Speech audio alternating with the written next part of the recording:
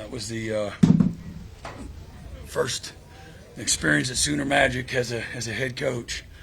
Boy, was that an amazing last 4 drives for offense and defense. Great example of just kind of sticking together. As we talked about going into the game, there's going to be some moments where we dominate and some moments where they dominate and it gets sloppy. We just got to take care of the ball, in which we did, and be physical. And I think we showed physicality. They did too, and they played their butts off. They really did. I just recognize Coach Freeze and their team. They came in and they did a nice job. They played really, really well.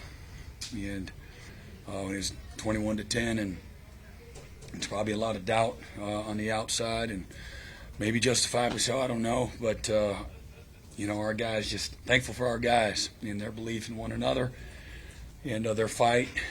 And we played our best ball when it mattered the most. Again, we had our last 4 drives: field goal, turnover on downs, touchdown, field goal, and for Auburn, our defense, field goal, interception, downs, and then I guess that's downs again there to end the game. So really got hot when it mattered the most. Great story of redemption, for Zach Schmidt. And we needed him every step of the way. Him nailing that. We're up by 3, and he hits that, go up by 6, and Auburn has no timeouts. And if they just need a field goal, everything changes in their play selection. And who knows? They still got to move the ball, and we got to give it up. I don't know if our guys would have allowed that to happen. I don't know, but it didn't matter because Zach was ready, and really thankful for his courage that he has shown. His could have easily just quit. Wasn't on scholarship, and he's going to be incredibly successful in the business world. Was just named semifinalist for the Campbell Award, and so it was really just a cool moment to celebrate him. And what a great example that is to all of us. Mike Hawkins being the first freshman, and I guess it's 100. What's that? True freshman. But winning his first start on the road, just kind of encapsulate everything into that one play on the 2-point play. What a heroic type play, and just again thankful for victory, from victory, thankful for the leaders on this team, and we got to get better. And there's a lot, and I didn't take that away. We just got the 4-1, and our guys recognize that. I think the bye week comes at a good time.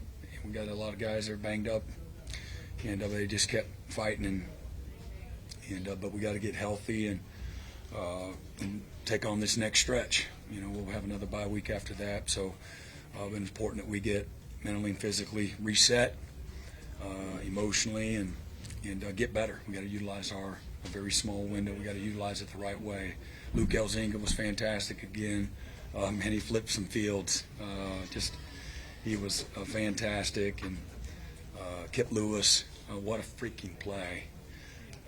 Probably not talking in the same language had he not pick-sixed him there. So I love watching him play. One of his best qualities is he just loves to compete, and he plays with so much joy and happiness. Even when you're chewing him out, he's a happy guy.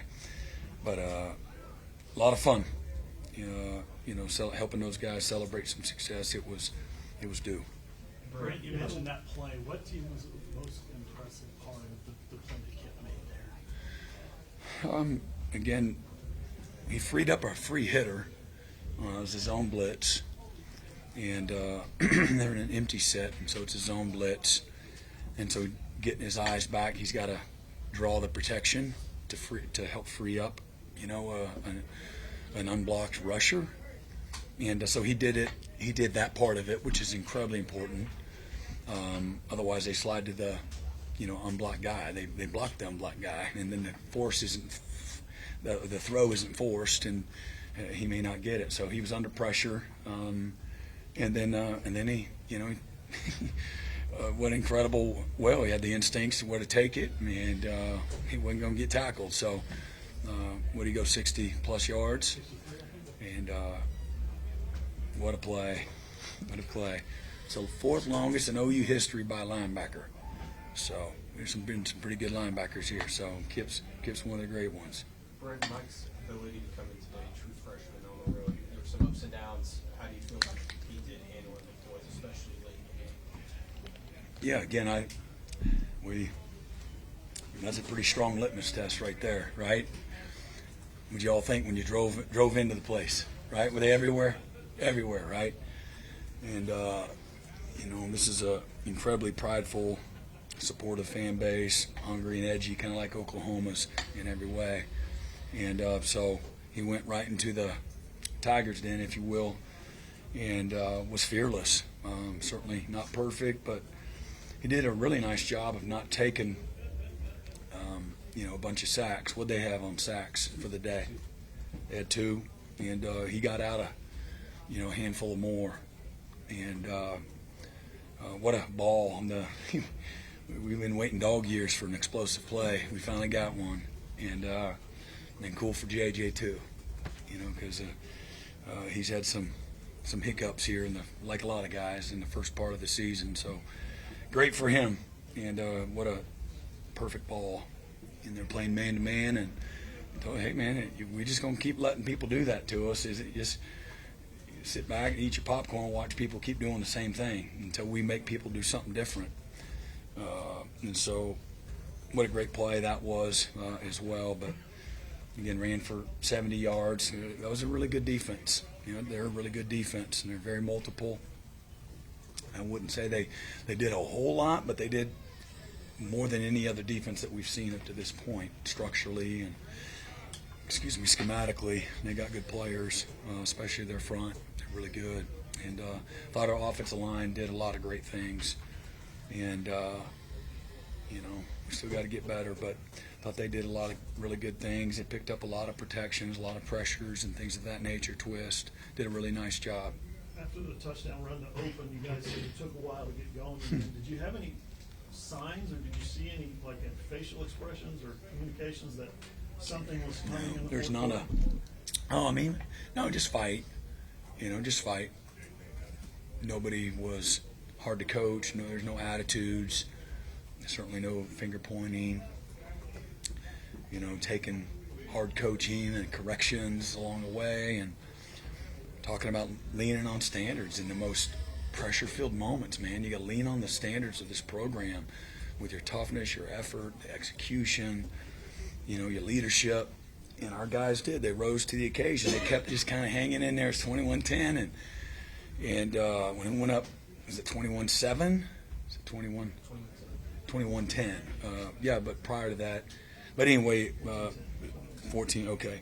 And but 21-10, it we needed to find a way to get back in a rhythm on defense. The first drive of the second half, they go 6 plays and punt it, and then they come back and they have a really good similar type drive, 7 plays, 58 yards. We're not tackling, not fitting. They're running through us.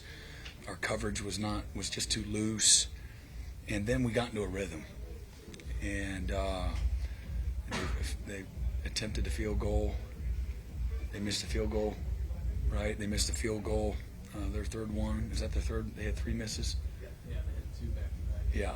And what just shameful. I mean, we're so fortunate, there. That's just undisciplined. That's the coaches, though. That's us. That's all it is. No excuse for that. So sometimes, man, you gotta get lucky. You gotta be, where things work in your favor, and we were due. Brent, how much pride do you take in the fact that finally Oklahoma has a defense that late in games, Oklahoma's always had these offenses and it's just hold on and see if you can keep them from outscoring you, but now there's comfort with fans, with players, and so forth. Yeah, I mean, again, the coach in me I always think about what, we didn't play very good, but we played amazing when we needed to.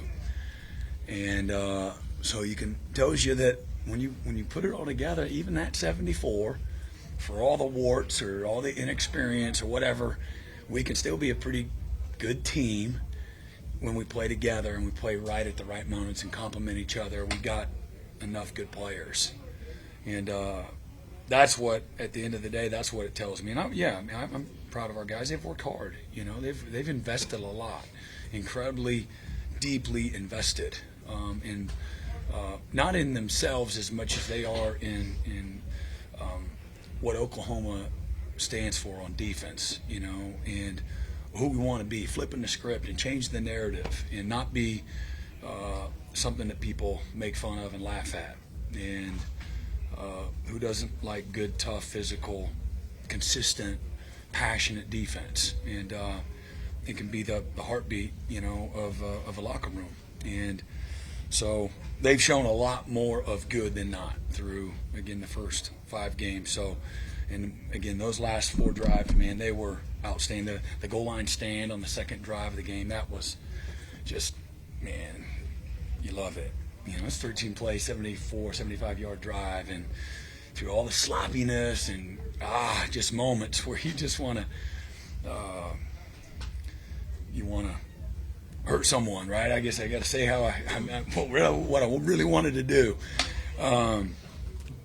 Man, they found a way, and I don't know, with 4th and like that, and we knocked them backwards, and so thankful for our guys. You got down. You outscored them 17-0 the last 14 minutes. All the things you talked about, the way you played. What does that do for you, just as a head coach, sort of knowing you're on the right track? Yeah, I mean, it's affirmation for everybody that's invested, that you don't have to play perfect. You just keep fighting. You just keep hanging in there. At the right moments, you got to play well together. You got to figure it out, have each other's back, no matter what, good and bad. And this program, the foundation is built on the little things. And I know sometimes that doesn't sound sexy to people, but man, it is. And the little things like believing in yourself, and believing in one another, and fighting for each other. Like, that's got to mean something. And then, something that's bigger than yourself. And we talk about that a lot. And so how many people are counting on us. And so even if it's just for a moment, man, you bring so many people so much joy, not by just winning, but by how you play. And playing with the guts and toughness, it's incredibly easy to identify. You know it when you see it, and you know it when you don't. So, for me, I want victory for our players and our coaches and their families. I know, again, and there's things that are so much more important, all that. I get that. But, you literally do. And the wives do, the kids do. But you live and die in every moment. And so to see them through a lot of moments of overcoming, have victory, even if it's just for a few minutes till we get to the bye week and get started on what's next, and you can't put a price on that. It's invaluable. When I talk about overcoming things, Yeah. touchdown that was taken off the board, your offense was able to overcome that. How big was that? And the penalties today, you guys are just uncharacteristic with the number of penalties. Yeah, we coming in today, we were number 1 in the conference in penalties in the SEC, and we did some things you can't do, and again, a couple false starts, and we had a hold, and it's at the point of attack. What I saw, I don't know, but we got to be better. We got to be better. We got to be more physical. We can't wait, for them to decide where they're going to be. We got to come out and we got to go strike people. Maybe we don't get a holding penalty there.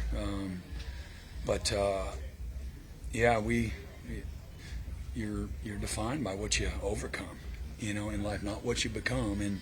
And our guys, that's one thing. And we've been talking about this since several months ago. This team is going to be identified of what we've had to overcome. And just, again, a great message to live by for this program. You can say next man up and all that. It's a little more complicated than that. And but it's affirmation of that too. Yeah, like I said, there was that second drive we weren't.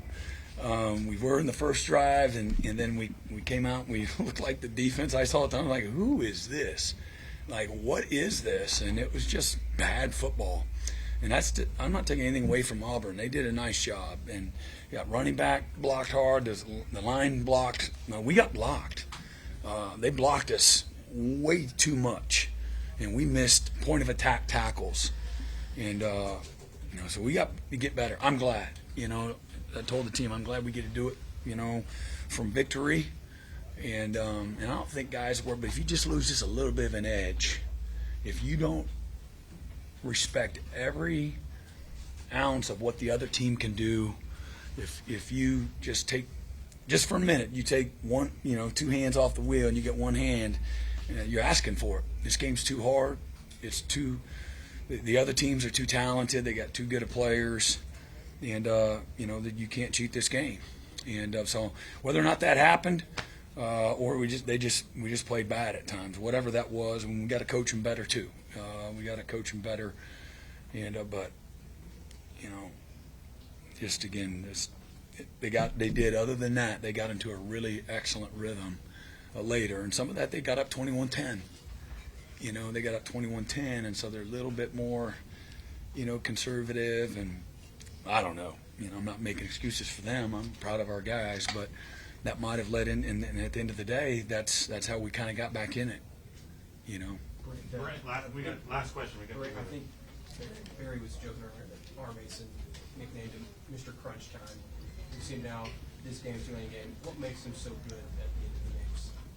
Well, he's got a very instinctive, explosive get-off, natural, from a timing standpoint. And he's playing with a lot of confidence.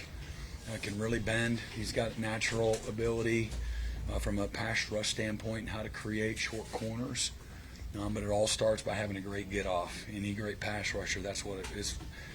You got a great get-off. I don't care about all your hands and all that. It's going to be, they'll never call you a great pass rusher. And so it starts with that. And again, he's playing his best ball right now. And again, we've talked already about him being injured in the past and whatnot. But boy, that was huge. I was watching that last sack, and when the ball was snapped, I said, "We got him."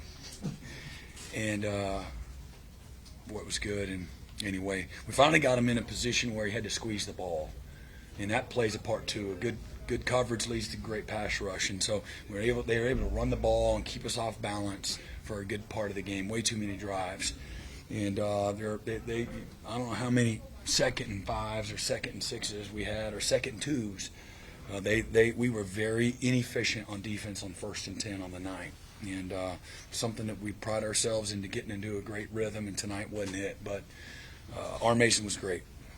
Did he get that interception?